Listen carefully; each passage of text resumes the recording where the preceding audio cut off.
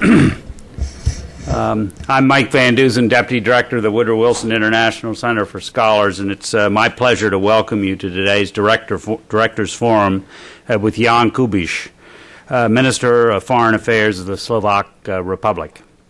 Mr. Kubiš joins us for the annual Czech and Slovak lecture. This important series was initiated in November 2000 by the Czech and Slovak embassies in Washington. The series, which continues to be co-sponsored by the embassies, commemorates the inspiring struggle for freedom by the Czech and Slovak peoples. The Woodrow Wilson Center, which is proud to host this annual lecture, is a national living memorial honoring President Woodrow Wilson. It provides an essential link between the worlds of ideas and public policy, building bridges among viewpoints, cultures, and walks of life, in order to address current and future domestic and international challenges. The Center fosters policy-relevant research and dialogue to enhance the capabilities and knowledge of public and private sector leaders, citizens, and institutions worldwide. Created by an act of Congress, the Center is a nonpartisan institution supported by both public and private funds. Over the last 9 years, this lecture series has given the Woodrow Wilson Center and its East European Studies program the pleasure to host, among others, Secretary Madeleine Albright, Adam Michnik, the Solidarity leader and prominent newspaper editor, and Václav Klaus, President of the Czech Republic. The lecture series is sponsored by the Friends of Slovakia and American Friends of the Czech Republic, along with the Embassy of Slovakia and the Embassy of the Czech Republic. I would like to recognize and thank Chargé d'Affaires of the Embassy of Slovakia, Andrej Drobia, and the Chargé d'Affaires of the Embassy of the Czech Republic, Jaroslav Kurfürst, for their support of this program, as well as Friends of Slovakia founding chairman, Ambassador Ted Russell, and American Friends of the Czech Republic incoming president, Tom Dine, an old friend of many of us here at the Center, and former President Phil Kasich. I would also like to recognize Friends of Slovakia Chairman Joe Senko and Secretary Julie Slavic, who worked hard to make Foreign Minister Kubiš's Washington program a success. Before I give Foreign Minister Kubiš the floor, I'd also please allow me to say a little bit about his illustrious career. After graduating from Moscow State Institute of International Relations in 1976, Jan Kubiš began a long and distinguished diplomatic career at the Federal Ministry of Foreign Affairs of Czechoslovakia. From 1993 to 1994, he served as ambassador and permanent representative of the Slovak Republic to the United Nations in Geneva, and also represented the country in the General Agreement on Tariffs and Trade. From 1994 to 1998, he held the office of Director of the OSCE Conflict Prevention Center. He also served as the United Nations Special Envoy to Tajikistan and head of the UN mission of military observers in Tajikistan. From 1999 to 2005, he served as OSCE General Secretary, and afterwards served as EU Special Representative for Central Asia until he was appointed Slovak Minister of Foreign Affairs roughly 2.5 years ago. The Foreign Minister has agreed to take a few questions after his remarks. Foreign Minister Kubiš, the floor is yours. Thank you. Thank you. Thank you very much. Well, Excellencies, ladies and gentlemen, first of all, I would like to thank you very much for giving me this opportunity, and indeed it is a big honor for me to be here and to deliver this lecture, to be among so many prominent speakers that came here before to speak about the path of both the Slovak Republic and the Czech Republic, the path that has brought us to the situation of today, where both countries, the Slovak Republic and the Czech Republic, have a very firm place among the most developed nations, among the democratic nations in the world. It is definitely something that I'm proud of. And I'm very honored that you decided that I am to be among those that can be here and can say a couple of words on the challenges on the way, but also the challenges that we face in Slovakia also today. And of course, I'm very happy to speak about our cooperation with the United States, because here I am in the United States, and at a very particular moment. So, of transition, that is again something that is very much helping to focus our minds on not only the current situation in our relations, but on, for example, how we would like to see our cooperation developed under the incoming administration of President-elect Obama, and not only from the perspective of Slovakia, but also, and first of all, perhaps from the perspective of all of us, members of the European Union, members of NATO.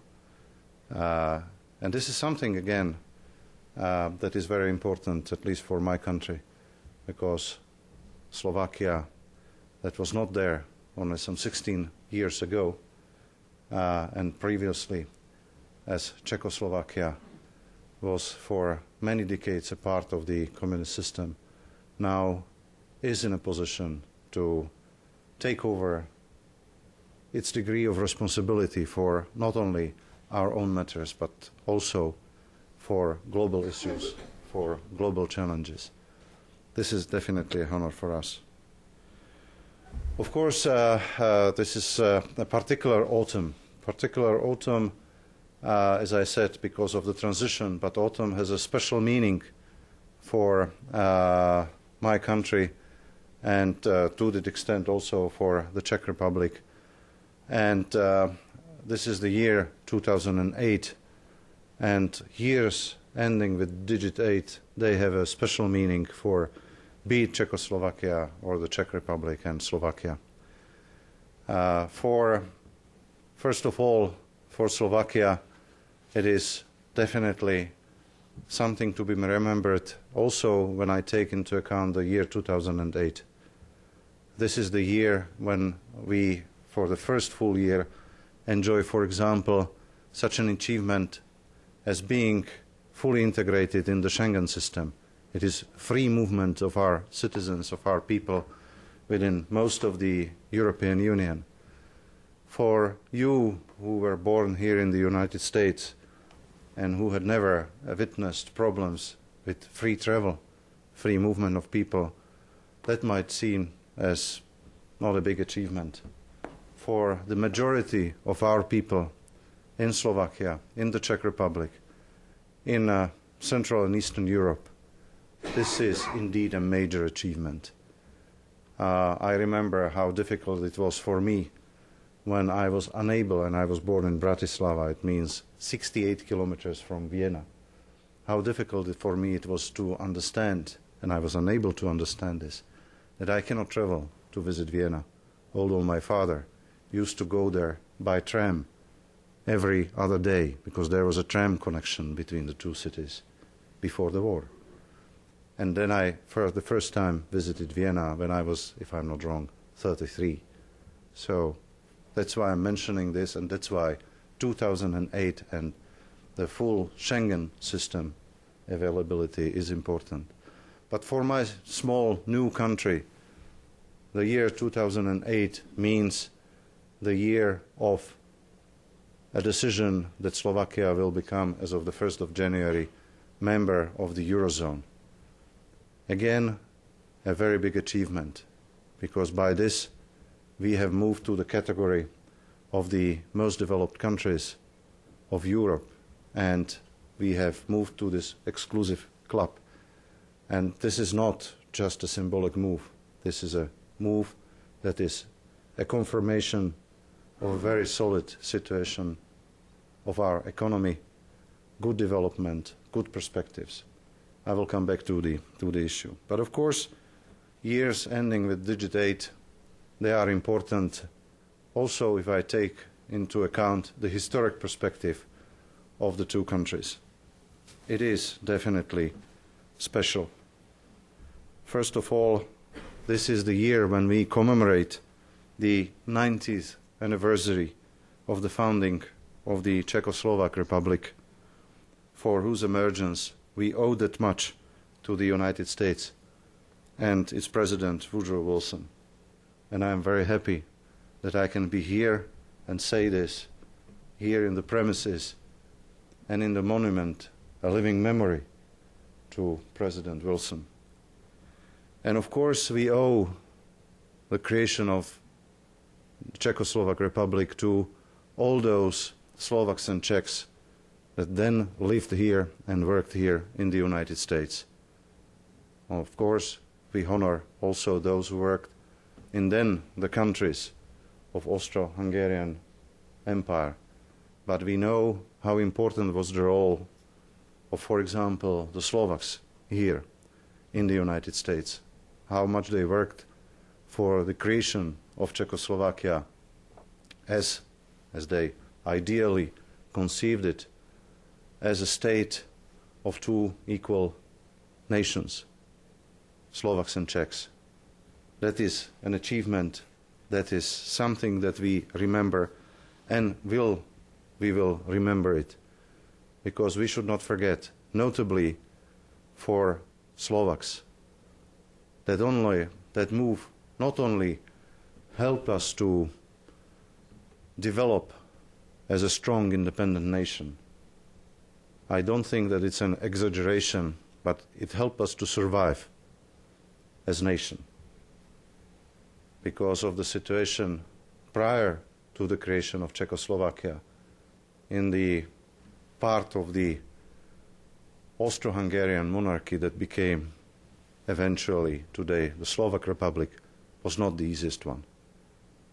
The historians will tell and are saying a lot about this, but we remember how important was the creation of democratic Czechoslovakia for the survival of the Slovak nation. I cannot overlook also the dramatic year of 1968, the year of the invasion of the then socialist Czechoslovakia by Warsaw Pact troops. And I would like to say one thing. This is important because this invasion not only crushed the Prague Spring, not only put a stop to certain developments, but from my perspective, put finally an end to the illusion that the communist system can be reformed. And I believe that this saved us a lot of troubles, a lot of problems, a lot of hesitations, and perhaps a lot of illusions, also during and after the Velvet Revolution that we commemorate as well, Velvet Revolution of 1989. Because then most of the people in then Czechoslovakia understood this is the end, and we will not repeat history once again. We will not go through yet another cycle of reformed communism. We will move forward back to the democracy we had before in then Czechoslovakia. And that was a very healthy beginning also for the current situation that led us first to the creation of the two independent states, Slovakia and the Czech Republic, and to their growth, to their strengthening, to their positive development as we witness it now. That's why I believe it is also important to understand this aspect of 1968, not only the straightforward rejection of the invasion and the crush of the reformed communism, but the end of this illusion that led eventually to a pretty straightforward development also after 1989. Of course, what happened during the period after 1968 was not the easiest part of our life. And again, we understood how difficult it was, and we tried to see a change. Many of the compatriots, many of those that lived in then Czechoslovakia, and many of those that also left Czechoslovakia, moved to other countries, to democratic states, including to the United States of America. And I would like to pay tribute to all those that left their close relatives, their families, because they were not able to live under the regime of communism, but also to those who stayed for personal, family, and many other reasons, but worked for the democratic change in my country.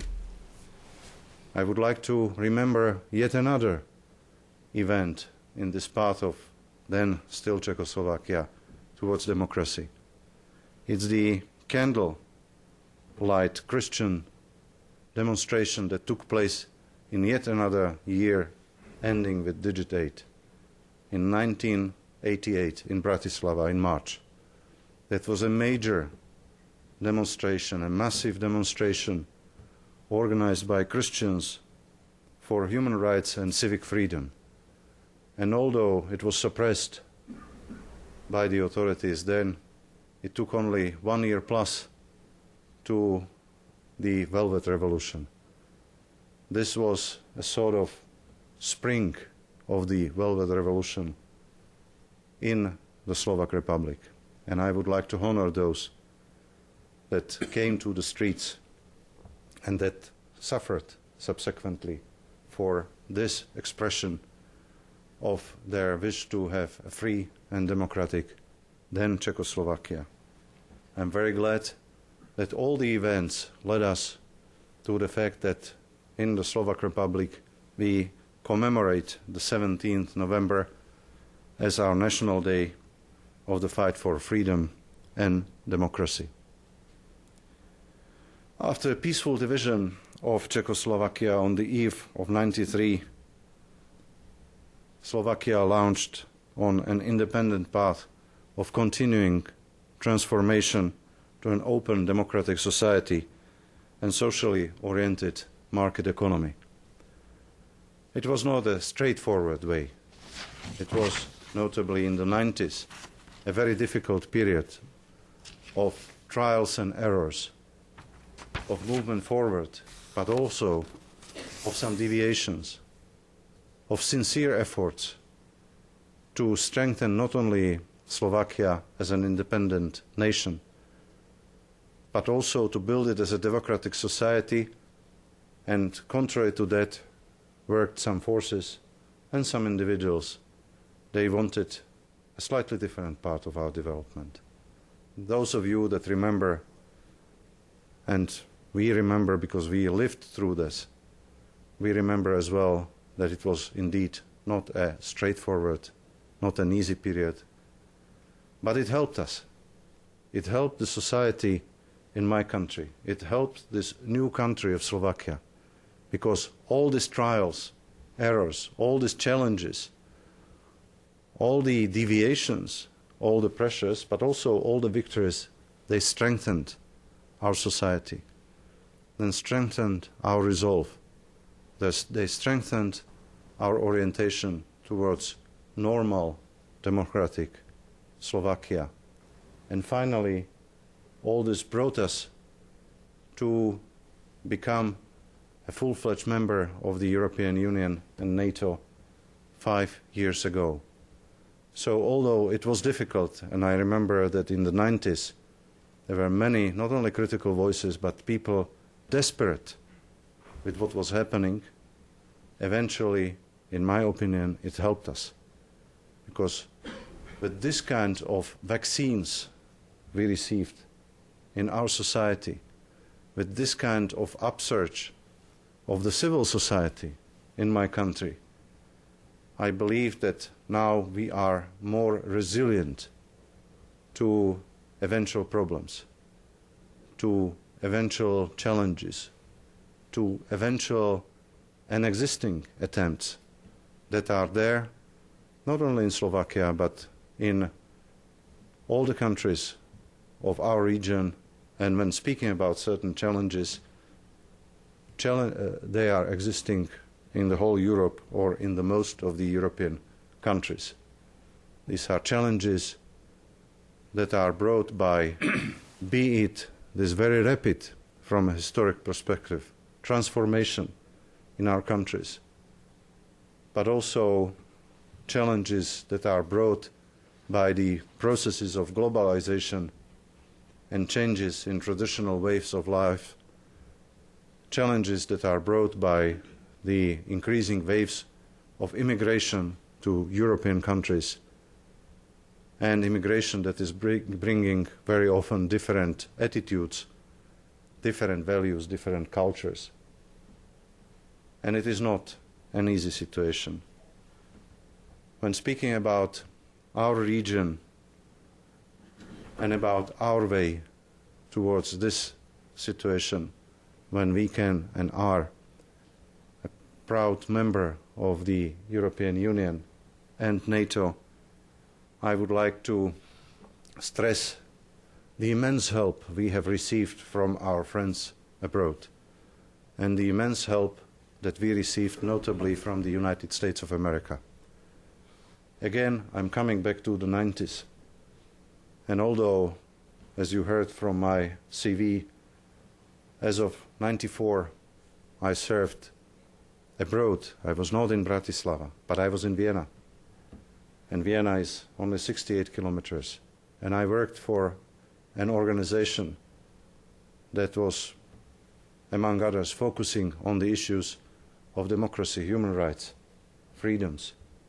And I remember, because I was in Bratislava every now and then, and I talked to the civil society people, how important was it to get the support of other democratic nations, to help the civil society and to help our country to overcome certain problems that were there in Slovakia, that we were facing on our way, for example, to the EU and NATO accession. And the United States helped a lot. I would like to thank very much all the friends we had here, and we do have here in the United States, for this excellent work. Now Slovakia enjoys excellent bilateral relations with the United States, and I am very proud of that. We are engaged in very meaningful political and security dialogue and cooperation. We are engaged in economic cooperation. We have multitude of cultural ties.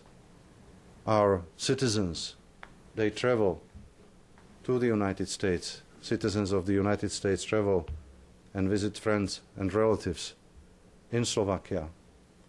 We work together in operations, very demanding operations, like in the Balkans, in KFOR, and notably in Afghanistan. And this is not the end of our story. We will work even more in that particular operation that is crucial for the stability of security, not only of Afghanistan and of that region, but of our countries as well. And we know this. That's why we are there. We are there together with you, with the United States.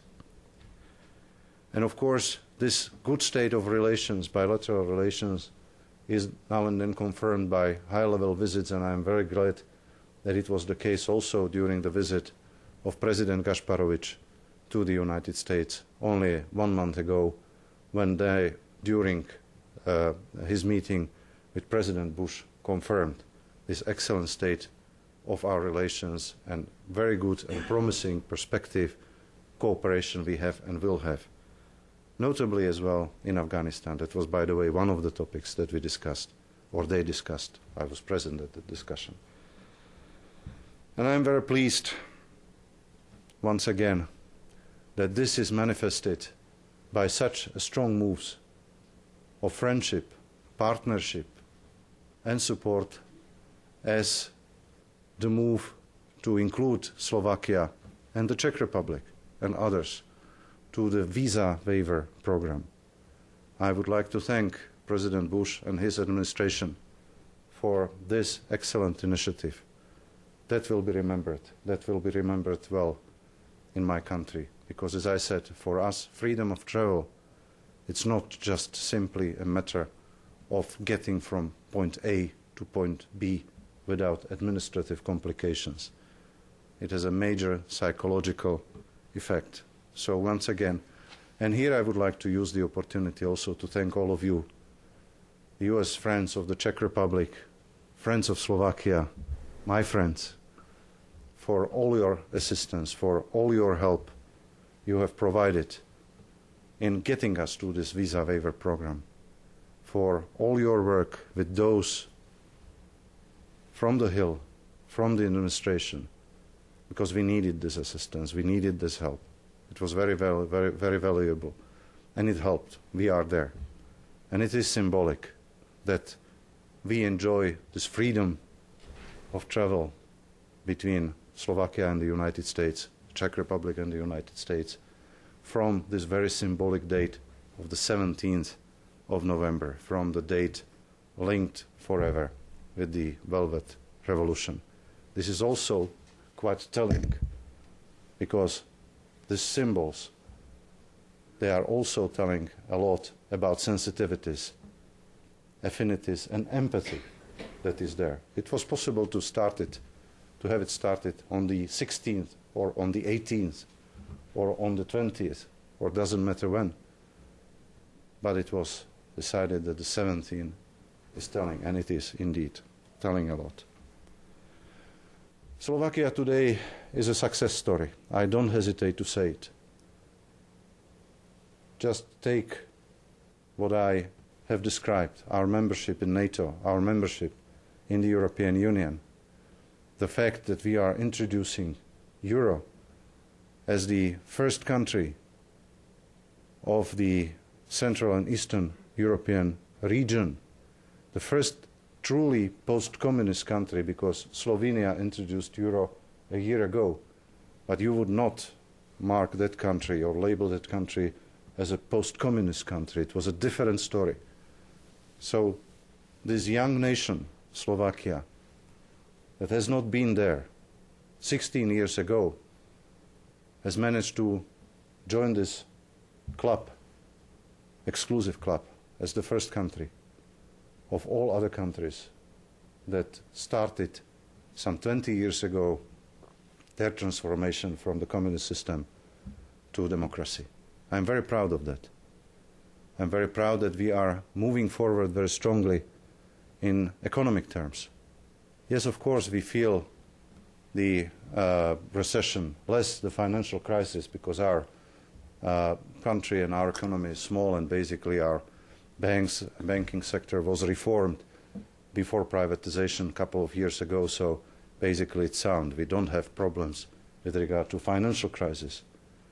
But of course, as an open economy with 80% export and import oriented towards the member states of the European Union, with the backbone of our economy in the automotive industry, electronics, chemical industry, steel industry, so the industries that are hit by the global recession, we feel and will feel the recession. And yet, we will be the strongest and the fastest growing economy of the whole European Union and of the Eurozone in the coming years.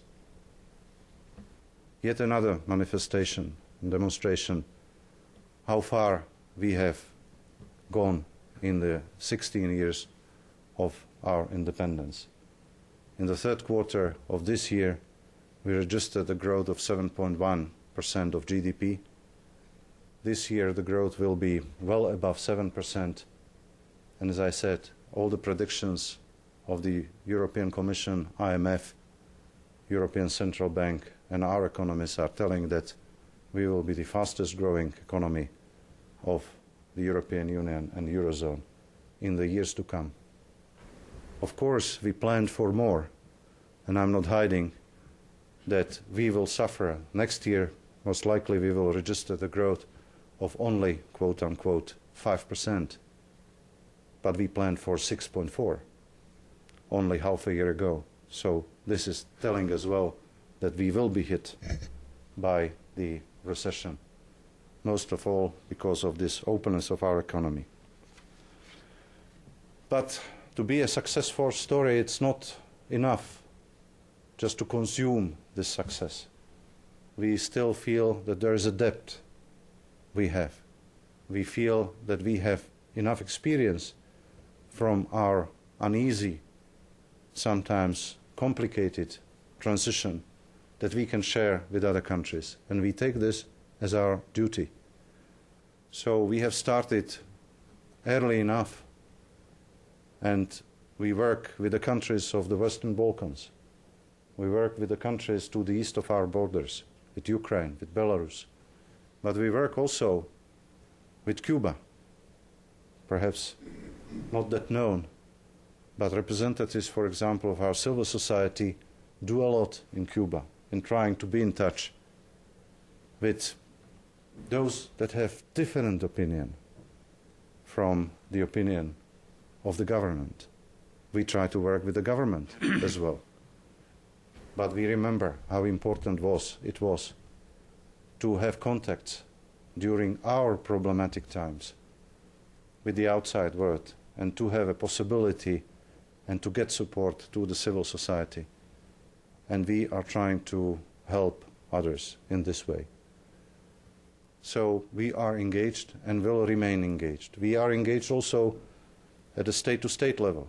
We provide expertise from our transition and from our accession negotiations with the European Union and with NATO to the countries like Croatia, first of all, where we have a special program, but Serbia today and other countries of the Western Balkans.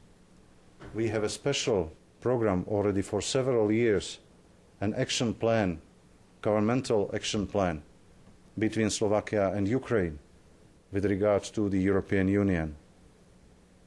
We work in a similar vein with some other countries. And today I'm very happy that together with other Visegrad 4 countries, Sweden and some other members of the EU, we were those that spearheaded a new stage in our relations between the European Union and countries to the east of our border, so-called Eastern Partnership.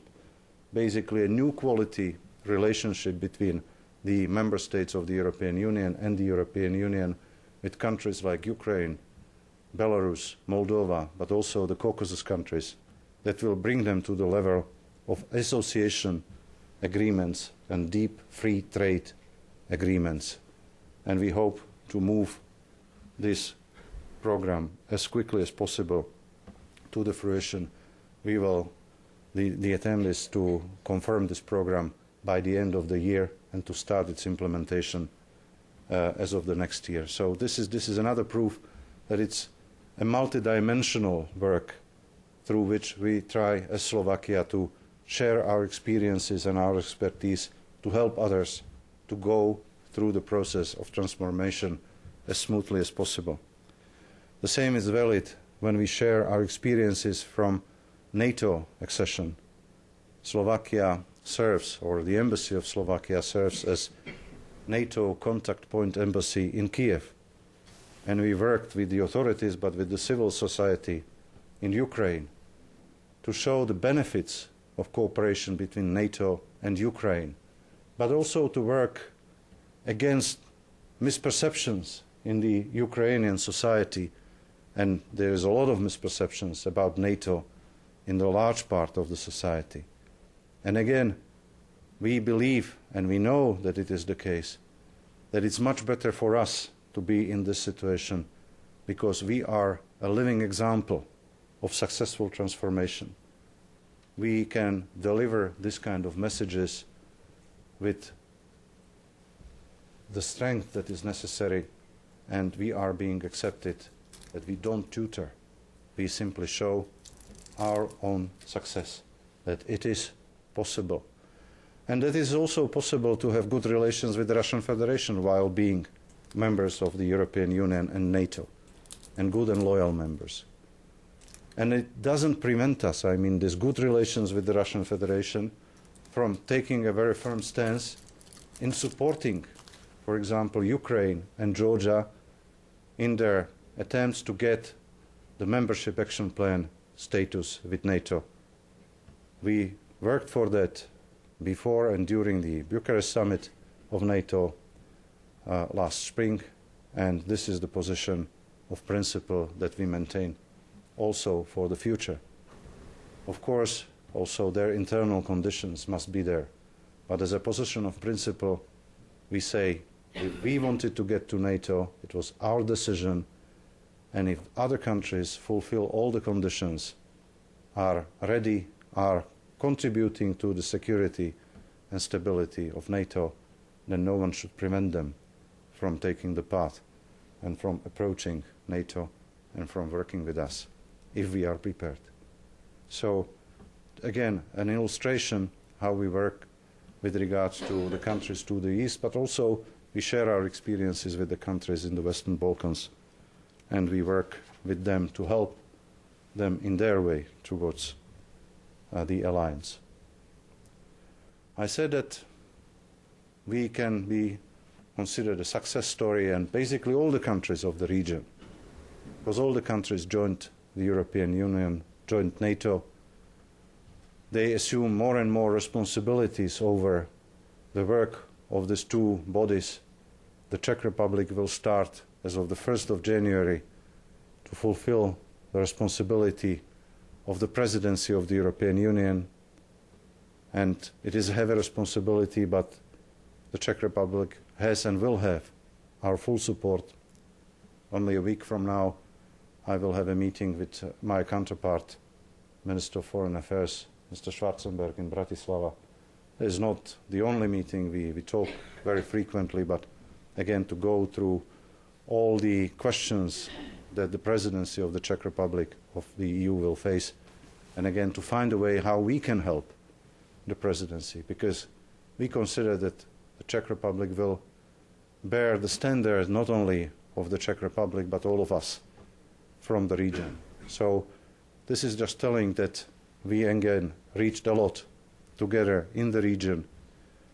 And again, why I speak about the region, because without good cooperation in the region, notably of Central Europe, but also with the countries like the Balkan states, like the states, the three Baltic states that are members of the EU and the alliance, we will not be able to reach the successes we have reached. But I don't want to say that all is that rosy. I already mentioned that the process of transformation in our countries has not been that straightforward. And it's true that it brought a lot of hardships to a number of people of our countries. Many of them are asking, where is my social, where is my economic dividend from this? And it's true that many of them are not fully satisfied with this. It's true that many of them are disappointed from the democratic policies as they perceive them in the past 15 to 20 years. Many of them are disappointed after having witnessed the rotation of central-left, central-right governments and politicians coming with slogans, sometimes promises, and many of them, unfortunately, unfulfilled. And it's true that many of the people, they were used for generations to easy, simple recipes, easy, simple lives. And now, with their disappointment, they again look to easy, simple solutions. And they are more than keen to listen to politicians that are offering them easy solutions, unfortunately in words, because they cannot deliver easy solutions, but nevertheless, it is there. And with this certain degree of disappointment, one can see the rise of radicalism as well. I would like to mention this because this is one of the challenges ahead of us, not only in Central Europe, not only in the countries of transformation, but also in other EU members or other countries of Europe. Because while we suffer from this kind of impacts of the transformation, old EU members, for example, they suffer from the impacts of globalization, as I mentioned at the very beginning of my presentation here. And they sometimes do not know how to cope with this. And they have, to all of this, similar recipes as some others have in the countries of transformation. You see the growth of radicalism, you see the growth of populism, you see the growth of nationalism, you see the growth of all sorts of ideologies in too many countries of Europe.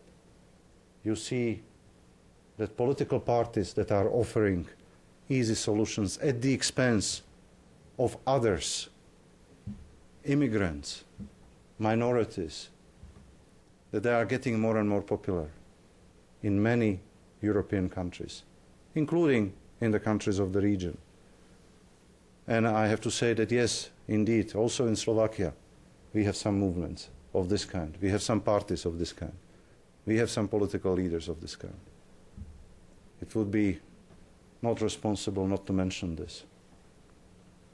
I'm very happy that although one of the, I would say, political parties that is more on the national side of the spectrum is supporting the government, the policy of government of Slovakia is such not to give any ground, any way, in practical terms, in practical implementation of the policy that would deviate from basic democratic norms.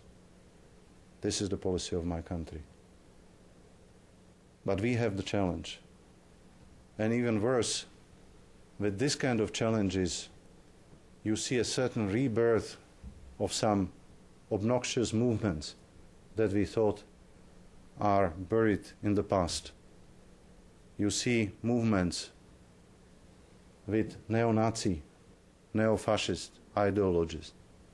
You see movements with clearly anti-Semitic strikes using anti-Semitic slogans and appealing to the lowest feelings and sentiments of some segments of the population. And they are getting organized. They are getting organized in some individual countries. Not in my country, because we have a policy of zero tolerance to neo-Nazis. And only 3 days ago the government adopted another draft or amendment to the laws of the country that would go even more strictly against extremists, against neo-Nazis, against any signs of intolerance and hate speech. This is a criminal offense in my country, and we follow this. But it's not the case in every country of the European Union. And only some 3 weeks ago, for example, we witnessed an outrage when a group of uniform neo-Nazis from Hungary crossed the borders of the two states that are open because of the Schengen system and came to the territory of Slovakia in uniforms of the Second World War Salaši, Nazis movement, to commemorate the Munich Treaty-related Vienna arbitrage that deprived Slovakia of the southern part of our territory, including the city of Košice. Of course, they were detained, they were sent back to Hungary, but you know, this kind of provocations, this is going too far. That's why we work now with the government of Hungary and try to design together steps that would put an end to these freewheeling possibilities for neo-Nazis that exist, unfortunately, in Hungary, because they have more liberal laws with regard to this kind of situations than in my country. But as I said, I'm very glad that finally we worked together with Hungary, and the two prime ministers met a couple of days ago, effectively a week ago, in one of the border cities, and agreed that steps must be taken against this kind of moves. I would like to finish my presentation with a couple of words on what we, not as much Slovakia, but we, Slovakia, as member of the European Union and NATO, see as priorities with regard to our future cooperation with the incoming US administration. Because this is the time of change, this is the time of transition here, and of course we need to start thinking about also future tasks. First of all, we would like to be good partners. We would like to work in partnership with the United States. We are very happy that from President-elect Obama we hear this kind of signals that he would like to work more with the EU, with NATO. He would like to strengthen transatlantic relations. The second, what I would like to say is that we need to fairly early determine what are our common priorities. I believe that we can find a common ground here, because we understand that, for example, priorities like Afghanistan, like Middle East and other crises, like nuclear program of Iran, but also priorities that I consider extremely important: energy security and independence, climate change, global poverty, growing inequality. They need our combined common approach, and it is necessary to start and develop this common approach as soon as possible, not to let the time pass and not to start only in the middle of the new administration. That's why we, as members of the European Union, discussed well ahead, without knowing who would be the new leader here in the United States, our understanding of what should be the priorities and what should be the approach of our future cooperation.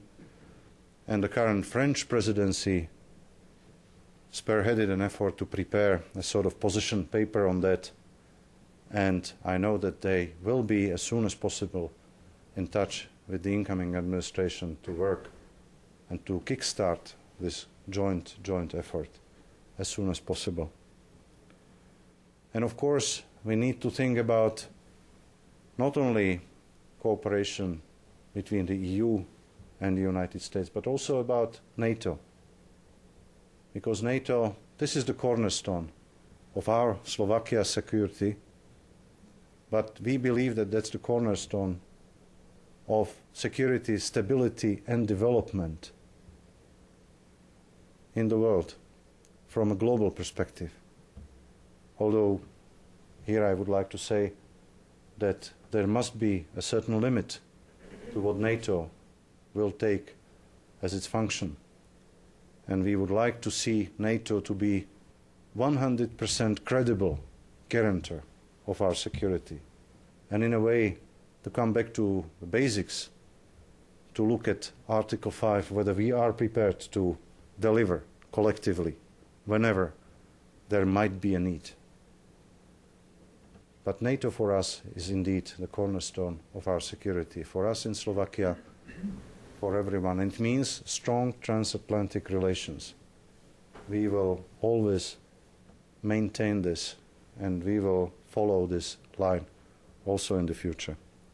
So, ladies and gentlemen, I hope that I have not tired you too much with this account of what represents Slovakia today, of the way of Slovakia to its today's situation, where we can be indeed proud of where we are, of the challenges that are there in front of us, in our society, in our societies, in the region, of our cooperation with the United States, not only from the perspective of my country, but the whole region, and notably the EU and NATO, and on the tasks from a more global perspective that are ahead of us, and where we as Slovakia, we as members of NATO and EU would like to give our own contribution to their solution. Thank you very much for your attention.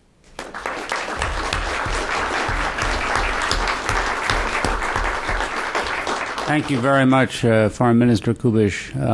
I'm very glad you didn't take your eights to 1938, and I noted that.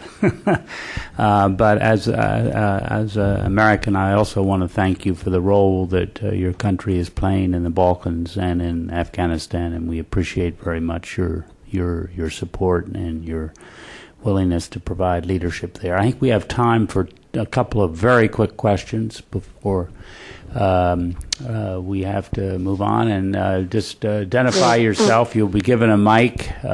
We have 2 mics on either side, and we'll just take two quick questions if there are any. Yes, down here in the front.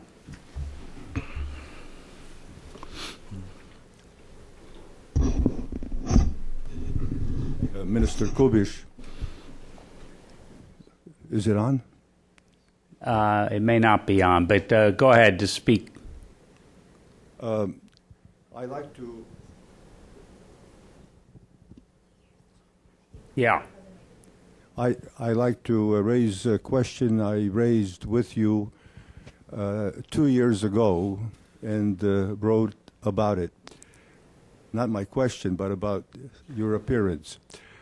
It's a question that was also raised here by President Klaus, and that is one of Slovakia's sovereignty. As one who has devoted his full life, really, including the professional career, about developing Slovakia as you have portrayed it, I am also very proud, as other Americans are. And this is bothersome to some of us, certainly me. I write for Jednota, as you may know. And I'm going to write about this presentation as well. It's a wonderful presentation. You are proud of Slovakia's development, and we are in the United States equally proud. However, we have noted the acquisition of greater and greater power by the European Union. NATO is great, but the European Union gives us a pause. It's a pause of really sovereignty. And I just cite one, the Concordat with the Vatican.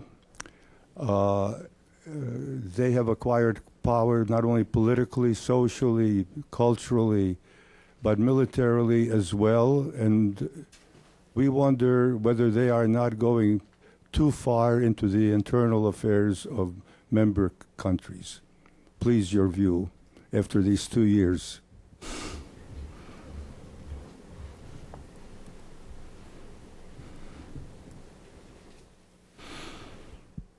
Okay, I can go one after another. So, first of all, sovereignty. You must be convinced. You as nation, as the government, you as member of the executive, but also member of the parliament, etc., you must be convinced that you do everything to protect, promote your sovereign rights, your sovereign interests, well, that you are able to define them well. That's the point of departure. Otherwise, all that is an empty shell. And I would say, these are personal comments. I would say that maybe at the very beginning, when we started as a sovereign nation, we were not very sure what it means, how to play with it, you know. And even when we were trying to get into both the alliance and the European Union, the first objective was to get there, to assume all the responsibilities, to accept and absorb all the acquis, to behave, to show that we are responsible, that we have adapted ourselves. Now we are there, fully fledged members, speaking about the European Union. We have learned the instruments. We have learned how to work with the acquis. And it's indeed, first of all, for us to define what we would like to do there, what are our objectives. In many areas, economic cooperation, economic development, climate changes, CO2 emissions, and what does it mean from our own perspective? For example, when thinking about our industries, chemical industries, etc., and look at all the laws and regulations that are being developed. We must protect our sovereignty, working within as a totally, fully independent and sovereign country. This is the objective. It's not about notions that we give up our sovereignty by giving certain rights or creating certain mechanism through which we work together as members of the European Union. This is our own sovereign decision, and according to the treaties, we always have the right to leave although that area of cooperation or the European Union as such, if we would feel that this is not appropriate. So it's more about how we feel sovereign and how we implement the sovereignty. We are not and should not be felt threatened by the fact that we reinforce our cooperation in selected areas, and there is more and more of them because it's helped us. But we must know what we do, and we must be in control of this mechanism. This is the most important, at all levels, parliamentary level, etc. The Lisbon Treaty provides us for more instruments to be in control, but also for more instruments of working together with other members of the European Union. And again, I'm not concerned that we moved to better cooperation in areas of home affairs and justice. This is usually one of the top sensitive areas for every country. Because again, these are selected areas. We know what we would like to achieve, and we work there to get it. So we are well protected. I'm afraid that sometimes this kind of, let's say, concerns that are being expressed, well, first of all, they are coming a bit late in the process. Secondly, I don't believe that they express the predominant thinking. Thirdly, I believe that also the people, by and large, they are happy with the European Union. Even in Ireland, they say, we are happy with the European Union. They were concerned that they might lose sovereignty, for example, when deciding about their participation in certain military or peacekeeping operations of the European Union. That was simply a false argument that was introduced to the discussion malevolently by this minority group that is against European integration. Malevolently, because they knew that this is never to be a case. But nevertheless, for this neutral Ireland, that was a very strong argument. People, they were not sure what was there, but they thought, oh, if the politicians are telling us that it might be a question, or might be under question, then we have to be concerned. But the second message from Ireland was, yes, we are strong Europeans, we would like to be members of the European Union. And this is when you go around the European Union, this is the feeling of the people. This is the feeling of the people in Slovakia, in the Czech Republic, and everywhere. Ask them. They will tell you. They benefit, they profit from this relationship. So again, it's more a political question. As I said, it's coming late. And basically it's coming from those that lost this political and civil society dispute already a long time ago. And basically, I don't think they do represent or will ever represent the mainstream opinion in our countries. They might be very vocal, but it's not the mainstream.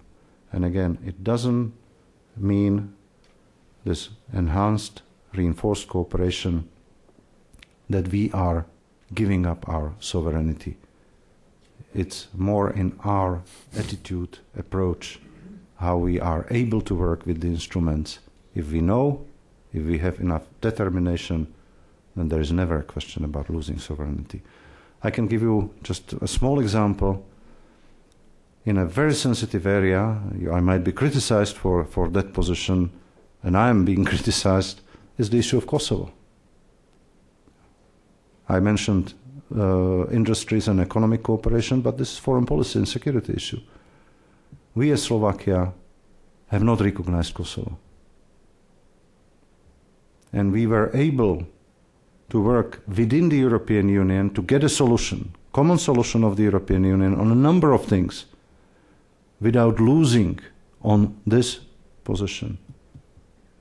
We found a way how to accommodate our minority position with the majority position of those members of the EU that recognize Kosovo. What kind of loss of sovereignty? One last question. Minister Kubiš, I'm a member of a Friend of Slovakia. I just came back from Bratislava, and I was indeed very much distressed what I have seen in Kráľovský Chlumec, namely that board. My question to you is that why do you label this group of dressed farmers in these fatigues with ridiculous goose feathers, you know, who stood there in line bewildered as fascists when on the band, what they had on the arms, there was not a sign of an arrow cross. See, I'm older as you, and I have seen, and I was in Košice when the Szálasi regime in March 44 took over Hungary. So these people, to my view, are, since they came in time of the Vienna arbitrage, came more as a group of irredenta, but not as a fascist group by definition, because they did not have the signs of arrow cross on the bands. Okay? That's my question. You know, of course, when I looked at the photos and video, because it was shown on our TV, the first was a sense of, you know, irony, sadness, but also it was ridiculous. But it would be a very simple attitude. I would say it would be an attitude of a layman. Most likely with this kind of attitude, many approached Hitler when he started in Bavaria with his beer putsch. They were laughing at him when he was first arrested. The whole Germany was laughing at the Buffen. And you know what happened afterwards. These guys, yes, they have the uniforms used by a certain National Guard during the fascist time. Yes, they have the armband that is different. They have the ideology, because they are telling about their ideology. Of Szálasi movement, they have the ideology. They have some of the symbolics, not all of them, some of the symbolics. And they came with this provocation in uniforms crossing the borders to Kráľovský Chlumec to commemorate the Vienna arbitrage. You know, too many symptoms, too many symbols of neo-Nazism. If there were only one group, perhaps, but even one group is enough. But you know very well that you have Hungarian Garda in Hungary. Hundreds, now I believe that it's more than 1,000 people in uniforms with fascist ideology, marching through the streets of Budapest and other cities, marching through the Roma villages. 3 weeks ago, groups affiliated to this kind of movements put a fire on a house with a Roma family. And when they were leaving the premises, 2 of them were shot and killed. This is fascism. You can't call it in any other way. They are using the symbols, they have the same attitude, and they are unopposed, because according to the laws of Hungary, this is freedom of expression. It's dangerous, in our opinion. It is dangerous. They are clever. You know, these groups, they know how to balance. So, yes, their armbands were without the Salashi cross. But that was all. That was the only difference. So that's why we are concerned and will remain concerned. And once again, I was very glad that two prime ministers now, finally, we wanted to talk since the very beginning of the existence of this government with our Hungarian friends. But finally, they agreed, and Prime Minister came to Komárno, and both of them agreed that this is dangerous. I'm very happy that this recognition came. I would never dismiss this, although I myself, when I saw their photographs, I said, my goodness, this people with complex of inferiority that they must somehow then balance by dressing themselves in this operetta uniforms. But it is not the right attitude when you see what is happening, at least from my perspective. Thank you. Let's give Foreign Minister Kubiš a round of applause.